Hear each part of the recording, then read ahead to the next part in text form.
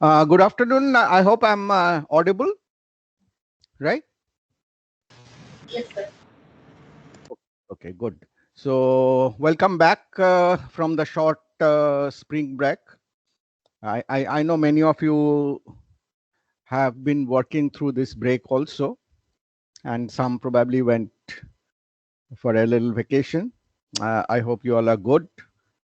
Uh, now, we will start on the next module. We have talked about the software development life cycle, the different aspects of it, and different you know different models for SDLC, and try to see what are the relationships and how the models have evolved over a period of time and what are the practices at present. uh, in parallel, we have been working on the assignment 3, and you'll soon get assignment 4 also. And I'm sure you have seen a lot of design clarifications questions that arose, which is a very typical scenario that happens often in the actual process as well. Of course, unfortunately, in most cases in real life, on the customer side, you will not have someone like me giving you so clear answers. But this is how you start learning. Now, in this process, obviously, we have taken the I mean, we have had to go through the process of modeling various concepts and their behaviors in the system. Like, so we decided how to model a station, how to model the railways, how to model booking classes, and so on and so forth. Uh, and we did come to that by just directly analyzing the specification, and we kind of took a shortcut directly to go into a kind of high level design, and which we detail out in terms of the low level design in terms of class components and class interfaces. Now, what we will try to look at the next module in a more structured way is a very well accepted framework for representing models from variety of aspects that they can actually influence the whole process of software design and subsequent implementation. So let me go to the first part of the presentation. This is, I hope the slide is visible. Is it visible? Please confirm. Yes, sir. Yes, sir. Okay. Thank you. Thank you. So we will talk very specifically on modeling for software design, because models are the most important things. And we will use the framework, or we will introduce you we'll get introduced to the framework of UML, Unified Modeling Language, which is kind of a bridge between what is written by the customer in a kind of a non-structured or semi-structured manner into uh, certain graphical language, which takes away the ambiguity in the natural language description and tries to make it in a form which will be equally understandable, or which will not have the semantic ambiguity of natural language, and will make it clearer for our subsequent high level design. So this is where we start. So this is kind of what we will go through.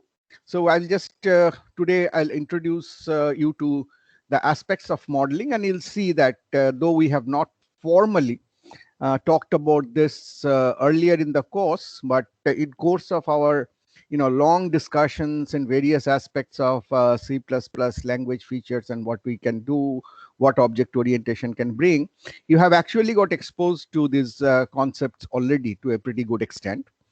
And then we will get into the specific UML syntax and semantics, and study the role of various UML diagrams in the context of different SDLC stages, like requirement specification, analysis, and design. Beyond that, it gets into the actual, code cutting, which is goes beyond UML and so on. We will talk a little bit about pitfalls and workaround, and touch upon UML 2.0. Actually, maybe we will do more of UML 2.0 also. So the question is, what is a model and why do we need model? Now, naturally, finally, the customer is interested in a working software. When it comes down to it, the real point of software development is cutting the code. Diagrams are good, but they're diagrams, they're pictures anyway. But models, as you can see, just to talk generically, is whatever you have studied so far. In everything, you had a model.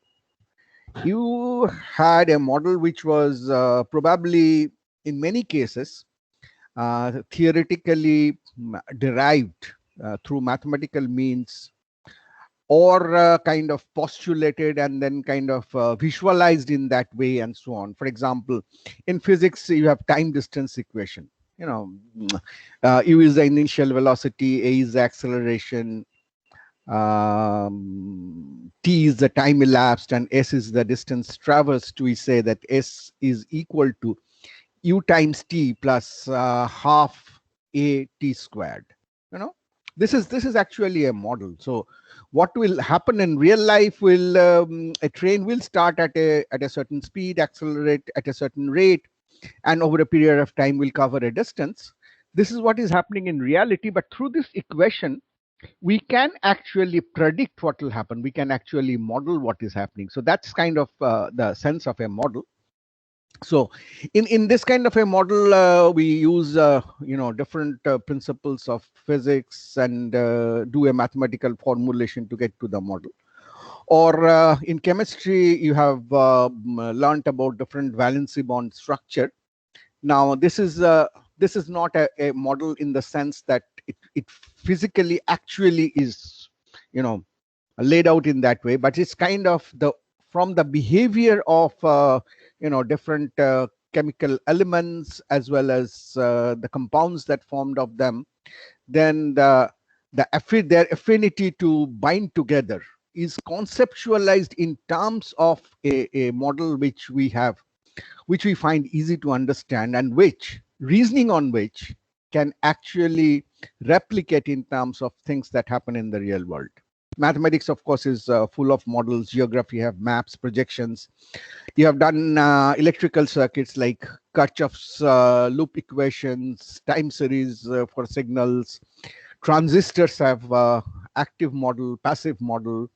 In building design, you have drawings, finite element models, and so on and so forth. I mean, wherever you have to, solve problems, you need to represent the real world in terms of certain mathematical, graphical, or intuitional representations, which on one side take away the ambiguity of the general description of the physical world, and on the other side allows you to perform operations on the model which will get replicated in reality in the physical system, right? So that's the basic need of the model. Now, naturally, real systems may not be available to do things. It may not be accessible. It may not be affordable. So models come handy in that. The another reason that we go for modeling is, finally, every design, every system is done by a human being, someone like you and me. And our cognitive mechanism is somewhat limited. We are limited by having a long-term memory where we retain, few details about something that happened or something that we experienced over a long period of time. We don't remember every detail, but we remember certain details which kind of has created impression on us, but we retain that for a long period of time. We call that a long-term memory. And vis-a-vis, we have a short-term memory where we have a lot more details, but we can remember that for a short period of time only. So you can see that, based on what actually happened. If you say that that is the reality, that is the real world, and what we retain in our memory, there is a modeling that goes on. So in terms of long-term memory, the memory model selectively removes details and creates an abstraction only that we retain. In terms of short-term memory, it also creates abstraction, but that abstraction can be more detailed. The other factor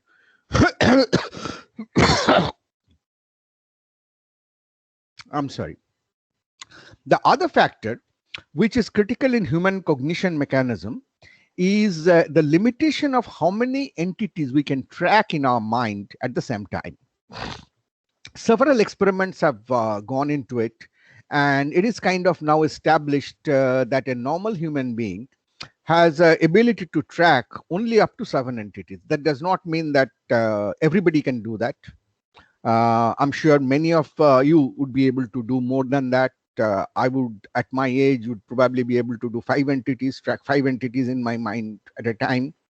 And there are people like Elon Musk who will probably be able to do 15, 20, whatever. But the fact is that there is a significant limitation in terms of about 7 entities that we can track. So if the matter of details in the real world goes beyond 7, or say 5, 6, beyond 5, 6 itself, then we start getting confused. We start losing track of what's going on. So we need to create models as abstractions that can help track this complexity. So models, as we see, have two primary roles. One is to represent the real world in an appropriate way, and the other is to make the uh, tracking management of the complexity feasible for human mind, right? So these are the two things we are primarily going through. For example, if we think in terms of programs, a small program has a few variables, and without taking recourse to any principles, object orientation, encapsulation, or anything, you can easily remember the variables, track what's going on, build up the logic, possibly debug it effectively, and so on.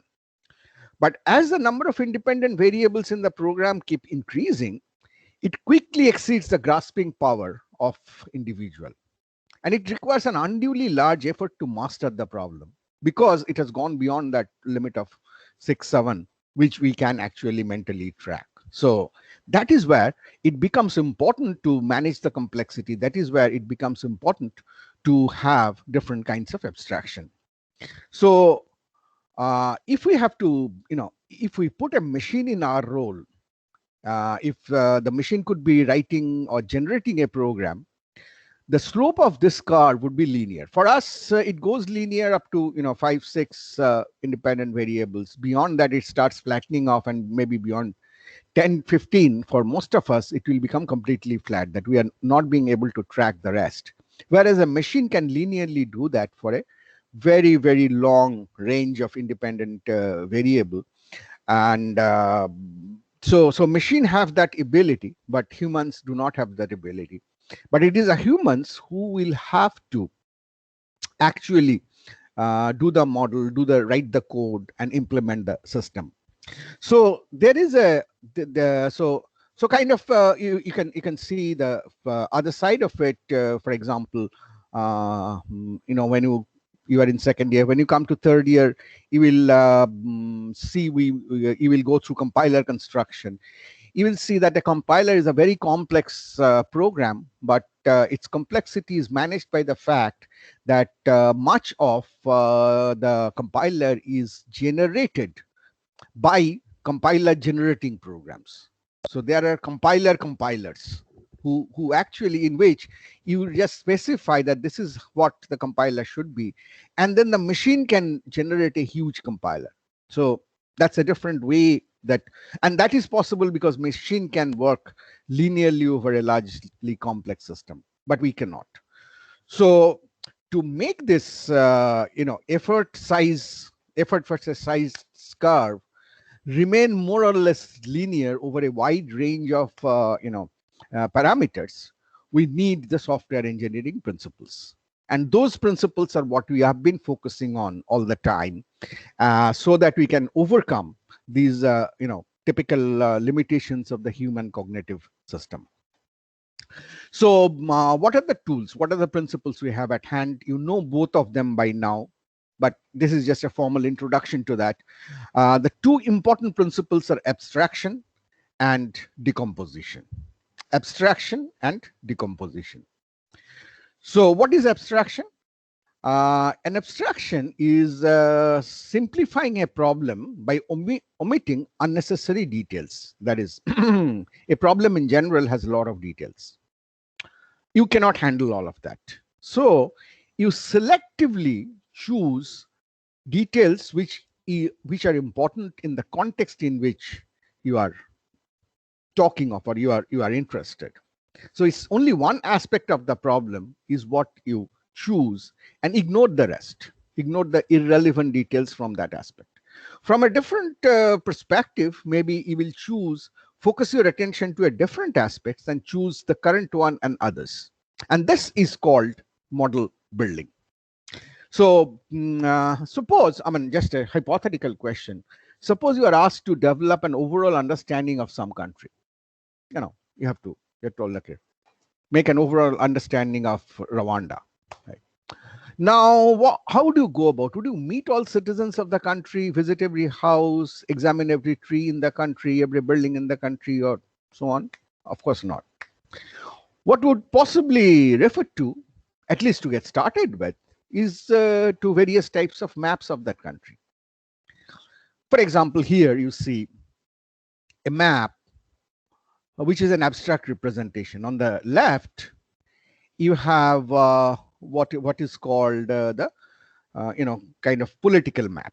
It shows you the administrative boundaries created within India for different states, the location of different places, and so on.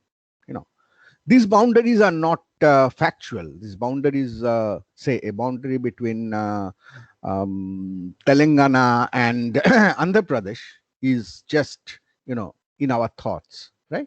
But we represent that in terms of this map, making a model. So that's a political model. On the other hand, on the right side, you have what is a physical model, which is trying to show certain physical characteristics of the country of India. What is a highland? What is a lowland? What is a slope of lands? What is the land? Where is the water? What is probably a very cold area, and so on. So you are again representing a country, but you are using an abstraction which is very, very different from a political abstraction, right? So you choose the aspect, ignore the others. There could be several others, like there could be a map for your railway network.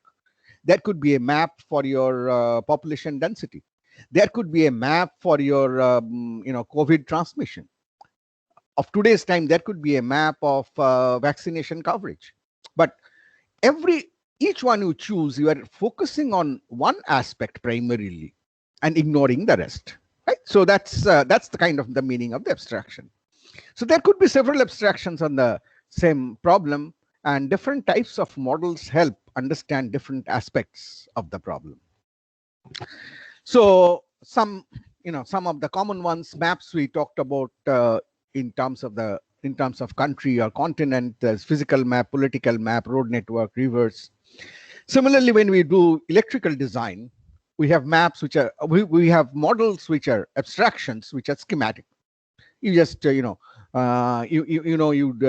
kind of a three corner sawtooth to represent a resistor. You do a kind of a spring to represent an inductor, a set of parallel plates of equal size to represent a capacitor, parallel plates of unequal size to represent a cell, and so on and so forth. Connect them through connected lines, and you say it's a schematic diagram. Schematic because that's not exactly what exists on your breadboard or on your PCB, but this represents the different electrical components and their connectivities. Whereas at the same time, so you are looking primarily as the electrical connectivity characteristics or the component characteristics that is involved in the electrical design. On the other hand, When you are, say, doing a PCB, you are most interested in doing a layout as to where will you put which component, which register, how will you connect them. It goes even lot deeper and complicated as an abstraction, as a model when you do layout for the integrated circuits. There could be a completely different kind of an abstraction in terms of the timing. I mean, what are the delays in the circuit and so on. So you do one, you focus on that, make an abstraction, a view, which is primarily focused on that. Of course, it will have relationship to others, like timing has relationship to layout has relationships to schematic, and so on and so forth. But primarily, an abstraction or an abstraction view focuses on one primary aspect. Similar things exist for building design, physical design, plan, elevation, water supply network, electrical distribution, switch network, and so on and so forth. So abstraction for complex problem, we often see that a single level of abstraction may be inadequate. And what could work much better is a hierarchy of abstraction. And that's what you have learned very significantly in the principle of inheritance in object-oriented models. So you have a hierarchy of models. One model in one layer is an abstraction of the lower layer, which is more detailed. And you can think of that implementation of the model gets more and more detailed as you go down that hierarchy. Okay, so that was the abstraction. The other that you often would need to handle complexity is decomposition. That is, decompose a problem into many small independent parts. Small parts are then taken up one by one and either further decomposed or solved separately if they have become simple and tractable in complexity enough. So the idea is that each small part must be easy to grasp and can be easily solved. The full problem gets solved when all the parts are solved. That's a simple idea of decomposition. So you break. The reason you decompose is as we know, if you have a bunch of sticks, it is difficult if they're tied together to break it. But you take each and every one, you can break it very easily. So you can decompose and solve the problem in an easier manner. Just a allegorical example that you can think of. So while we decompose, we have to be kind of careful that we do not decompose arbitrarily. That may not help. The decomposed part must be more or less independent of each other, and they together should build the whole. So, for example, we understand a book better when the contents are organized into independent chapters. If there were no chapters, just the entire book, it becomes far more difficult to comprehend.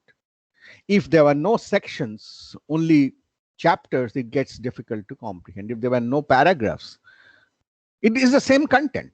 But we have created several levels of decomposition going down to, sentences and words and phrases. And if you think of the whole organization of language comprehension is a hierarchy of decomposition that you can have so that things do not get mixed up. So you decompose a whole into parts, decompose it part into subpart, subpart into subpart, and go on till you have something which is tractable. So that's kind of what you have in terms of a decomposition hierarchy. This is what we are saying is also a hierarchy, but you get more and more in the decomposed form. So books have chapters, chapters have sections, sections have paragraphs, paragraphs have sentences, sentences have words, words have letters, and so on and so forth. Cars have engines, engines have pistons and cylinders.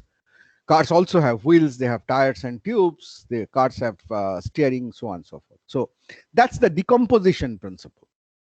Now, when we bring it to, to the fore, naturally, we get to what we have already discussed in terms of object orientation, which is abstraction hierarchy is a relationship, which is inheritance. Decomposition hierarchy has a relationship. If you have read my clarification on assignment 3, you'll see that I have tried to clarify and give some examples there of this hazard relationship, which basically means components. So in terms of later realization, has a turns out to be components of an object of a class, and is a hierarchy of classes or objects thereof. So this is abstraction turns out to be very handy in terms of capturing different perspectives that are required, because different perspective may require different kind of models, and good models are necessary for making complex systems more understandable. So with that small introduction, let me just start talking about UML. So the question is, let me switch my presentation here. I'll stop and share a different presentation from this point. Uh, I'll share both these presentations with you.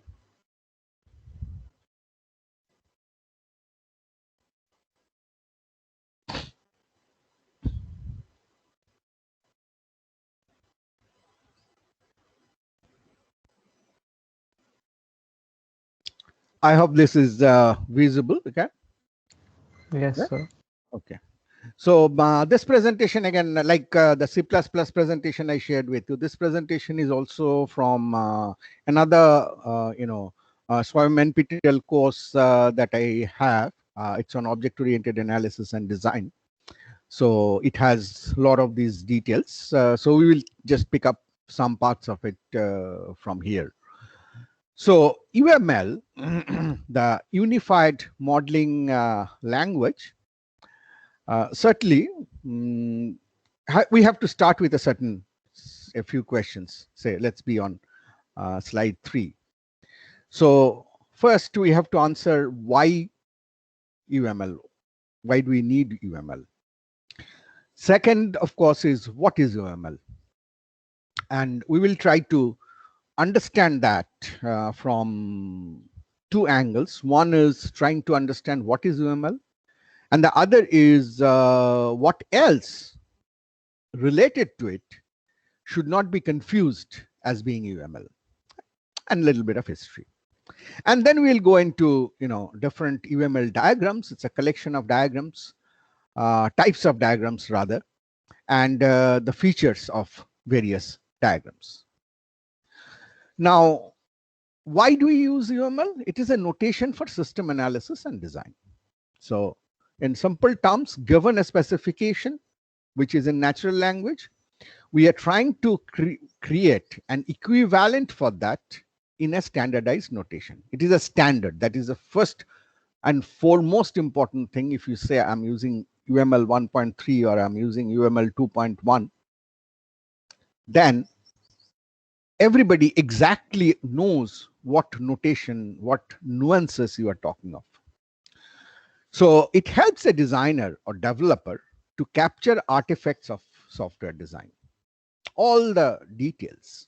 What is the concepts, what is the hierarchy, what is the decomposition, what is the timing, what is the sequence of things to happen, so on and so forth. Why would someone, what are the possible ways to use a software, and so on and so forth. It eliminates the issues of inconsistency and accuracy in software design and analysis. This has to do a lot with ambiguity removal.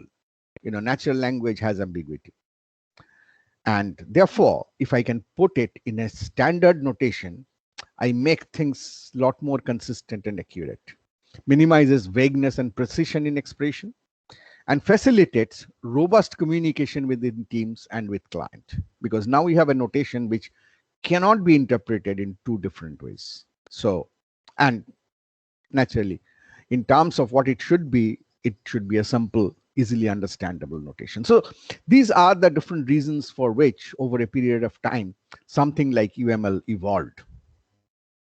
So what is it? It provides the user with an expressive modeling language. It's a language to model, and it's highly expressive in nature, because you need to be able to express anything that a specification can have. And see, A specification means any kind of system for the real world, or may not even be for the real world. It may be your fictional world, where maybe you want to model that a human being can fly by himself, herself.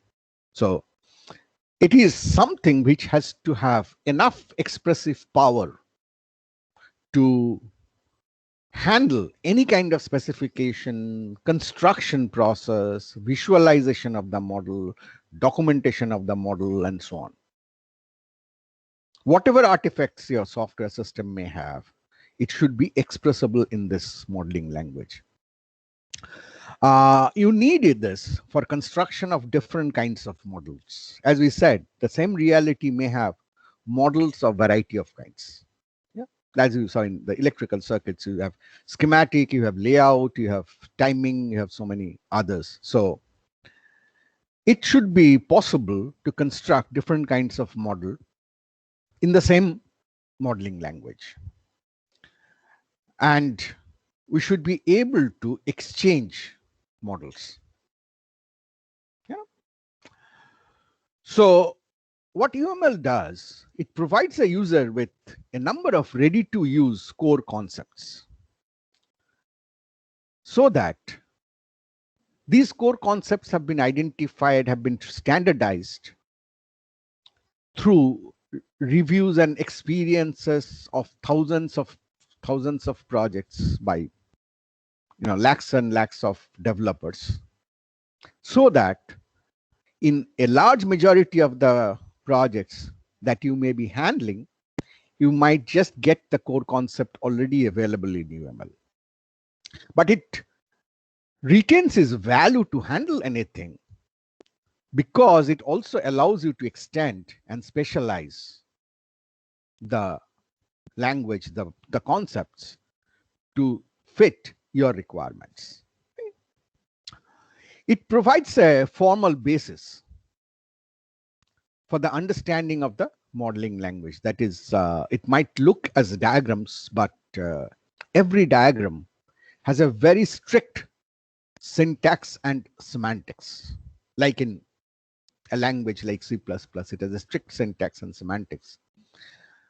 UML, I would say, have even stricter syntax and semantics.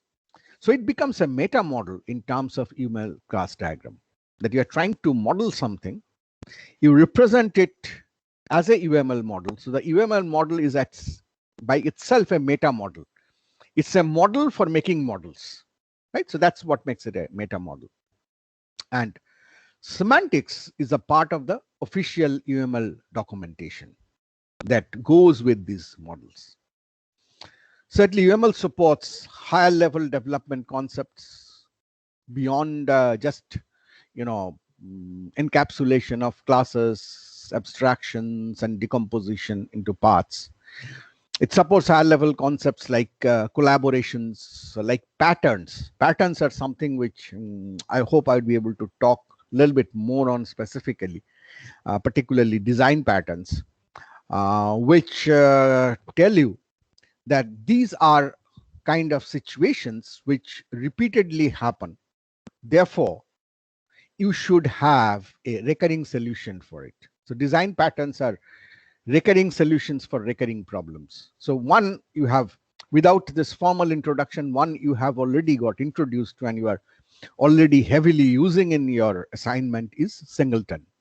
It's a singleton pattern where you have a reason to believe that you have created a class, and that class will have only one object, right? So that's a pattern. And however, flimsy it might sound at the beginning, as you get down to doing a lot of different designs, you find that in a real software, there are several singletons that can happen. It could be a physical singleton like the railways, where you have only one Indian Railways, so not considering the subdivisions in that, of course. Or it could be you are actually creating a class representing a concept, say that of a, let's say, first class travel, AC 3-tier travel, AC 2-tier travel, and so on. These are all concepts. These concepts have properties. They do not have computation. So when you represent them in terms of corresponding classes, they have only one instantiation, which will be used as an attribute, decomposed attribute in some form of booking information, right? So they all become actually singletons. So the pattern helps in a very significant way. Functors we have talked of, they are called command pattern, where the collection of information and execution of the command are separated. So in a function call, collection of information, that is collection of different parameter values, and the execution, that is invoking the function, happens at the same time.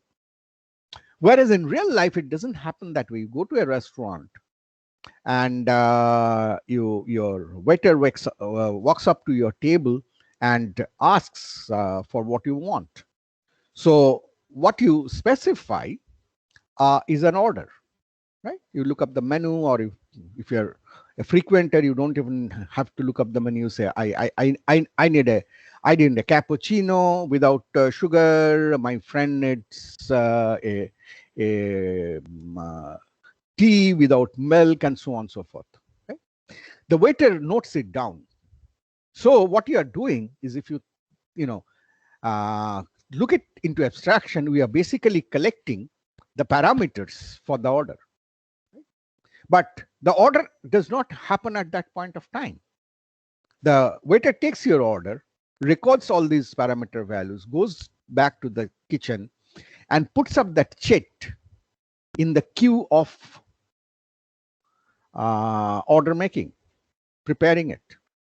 And then whoever is making the cook, or whoever is making up your order, will pick this up from the queue when the turn comes and actually prepare whatever you have asked for. And then the waiter again gets that stuff back to you. So this is a functor. You are collecting the parameter information in the state of the order. Then you are queuing that order for execution. And then once executed, how does it execute? By invoking the execution method.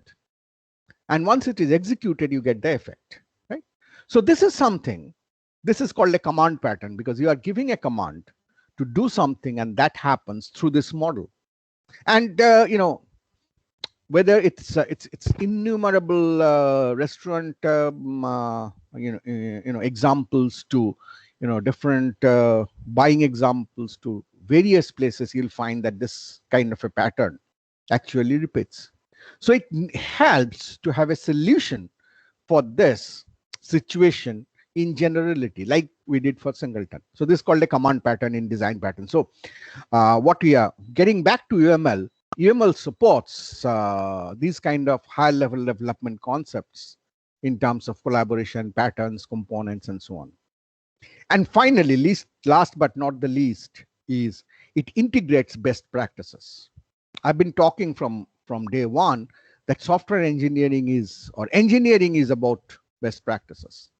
And software still is not construction. It remains to be engineering, because we are yet to stabilize, formalize, standardize our practices. UML, it takes one step towards that, because it gives you best practices, because you have, for most situation, a pre-solved solution or pre-solved representation of what you have to do.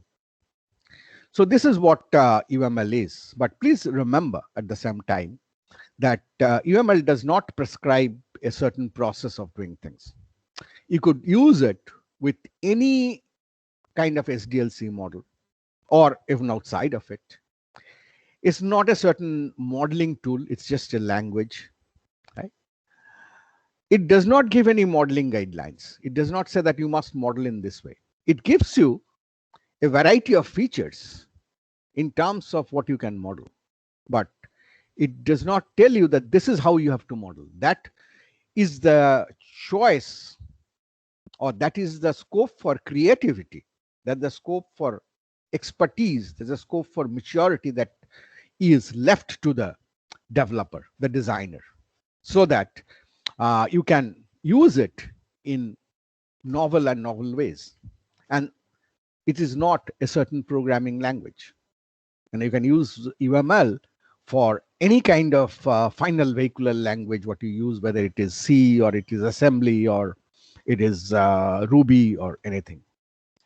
And the dedicated goal of UML, as we all understand in the today's world for software, is openness. Everything is open in UML, nothing hidden. Okay, so this is this is about UML. So just to looking quickly back into history, the history is actually very rich to be covered. The unified modeling language is a primary modeling language to analyze, specify, and design software. the the need for this was felt somewhere around late 80s, and it went into well into 90s, and numerous methodologies, numerous ways of modeling, representing, exchanging were developed. They were subsequently modified based on requirement, refined. Many of these were strong in certain areas and weak in the others. So in the middle of 1990s, uh, Butch, Rumbug, and Jacobson joined forces at Rational Software Corporation and began. I mean, they were each were proponent of certain modeling representation, certain modeling language. So they joined hands together under Rational Software Corporation and began to meld their respective methodologies together to create what would become the first version of UML. And in November 1997, the Object Management Group, OMG, you can look at the website, adopted UML as a standard. And the journey from there on goes on in terms of creating newer and newer, more and more rich version of UML, and the standardization remains in place like it does for C++ or Java or those kind. This is roughly the kind of roadmap that it has come through. So I said these are different Butch 93, OMT2, these are different methods which are primarily unified. So these are a lot of fragmentation, then unification happened. And that's kind of the word unified has a loaded connotation in UML. One is it's called unified because it unified variety of methods for modeling. So it's unified in a natural way. But you could also look at unified modeling language as one which can be used equally in specification phase, as well as analysis phase, as well as design phase. And if you are empowered with certain UML,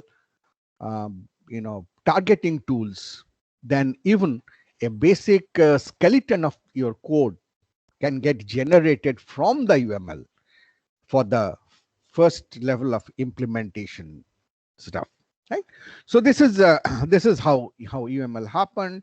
The unification happened around here naturally at 1.0. Then it was between it was 1.3 which finally created the standardization, and then it started.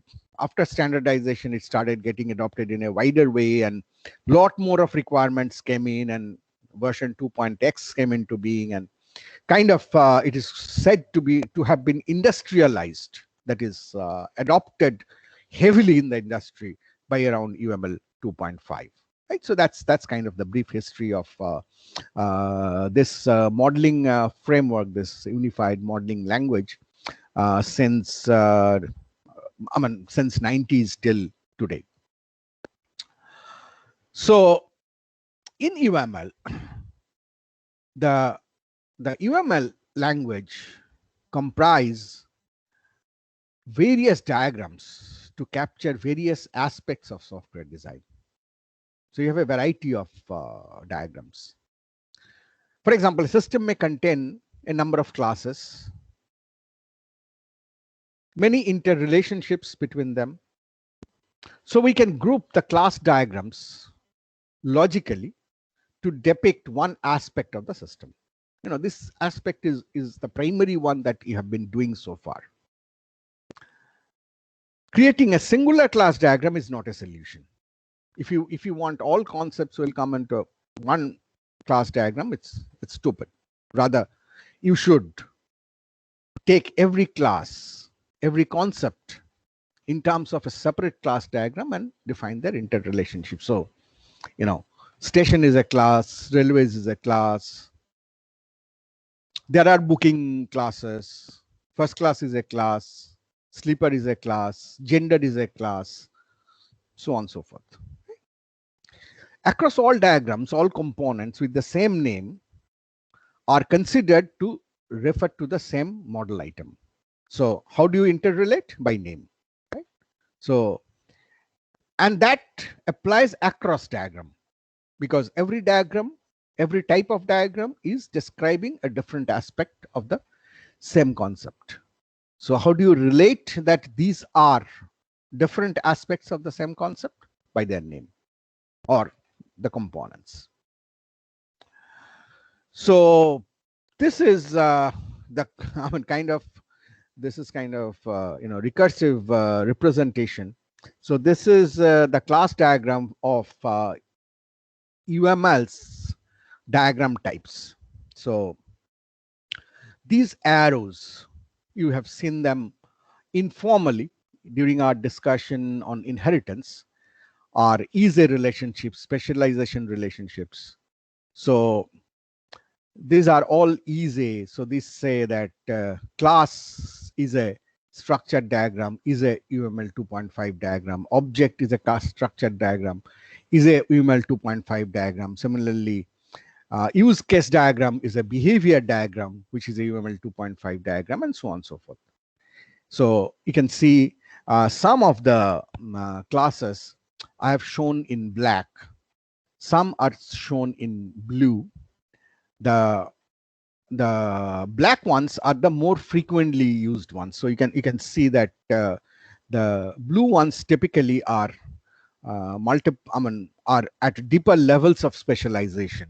So like you have state machine diagram, state machine diagram per se, because that's a refinement, just a simple refinement on the way you draw FSMs. You draw states, you draw transitions, you draw mark the start states, maybe you mark the final states, and so on and so forth. But you can specialize to describe it in a behavioral form. You can specialize it further to describe in terms of certain protocol state machines and so on. So that's the kind of, so what certainly we do not have the time to do all of these diagrams. So what we'll do, we'll pick and choose some important ones, like the use case diagram, like the class diagram, or say the activity diagram, and talk about them so that you can get a flavor for what is in UML. And also, as I said, that we are focusing primarily in the requirements analysis and design phase. So there are diagrams which cover the later phases, like deployment diagram, which actually describe the real world situations in which you have to really deploy your system. So we will, for now, skip those kind of diagrams. Okay. So broadly, as you can see in the last hierarchy, there are broadly two types of diagrams in UML. One is called structural diagrams, which show the static structure of the system, its parts on different abstractions and implementation levels, and how they are related to each other. The elements of a structured diagram represent the meaningful concepts of a system and may include abstract, real world, and implementation concepts as well. Let us go back to slide 10 again. So here we are on slide 10. So we have all of these at the first level class diagram coming in here. object diagram coming in here, package diagram coming in here, but composite structure diagram, which gives you internal structure diagram, which is a lot more details about the composite structure of the system. Network architecture diagram gives you a lot of implementation details. So it is, as we say, it is primarily focused in the three phases of specification, analysis, and design, but it has its feet on deeper down in the SDLC. In contrast to structural diagrams, behavioral diagrams show the dynamic behavior. They show what are the actions, what are the behavior of the objects in the system, which can be described as a series of change that happen to the system over time. So if we again go back to slide 10, you have sequence diagram,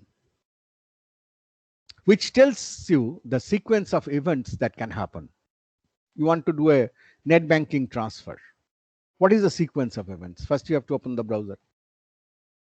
Then you have to launch the portal of the bank. Then you have to log in. Then you have to choose your transfer mechanism. Are you doing intra-bank transfer? Are you doing NEFT transfer? Are you doing RTGS? And so on and so forth. So there's a sequence of things that you do. So the sequence diagram is one. Activity diagram is one, which tells you about these. What are the different activities you do? How do you sequence these activities? You may go deep down into actually defining timing for those. For example, a login to a internet net banking portal will expire without activity in a certain amount of time. So there is a physical clock best events involved as well. So if you look on the right side, the behavioral side, it is the dynamics of the system. On the left side, it is the structure of the system, and the dynamics certainly has time as a primary parameter. So those are the very generically, no matter what kind of system you are doing, those are generically the two major aspects on which a system has to be developed. I think I'll stop here before I start taking on specific diagrams, and rather go back and take questions if you have any. Yes. Ask me questions. Sir, is the singleton pattern like heavily used in C++ because of the limitations of how memory management works in C++, and maybe because it lacks uh, things like algebraic data types? I mean, I see it used a lot. It's not all that Um, uh, intuitive, but it's not as such that much intuitive, because you know using a type as a type, if I just want to typify something, like I want to say that this person is a male, this person is a female, I need to use a value, right? The moment you come into values, you have issues of how you represent it. Typically you will represent it using a string, then you have to convert that, have to do checks with that. You cannot have behavior with values and so on and so forth. So one of the styles that singleton fits in, that's why I said that there are two primary use of singleton as I see. There may be more. One is a real singleton scenario, like the railways. There is one railway, and therefore you will have one object. It does not make sense to be able to construct a second railway, because everything will go haywire. But singleton a singleton object can act for its type. So whenever we need that type, we can use that object.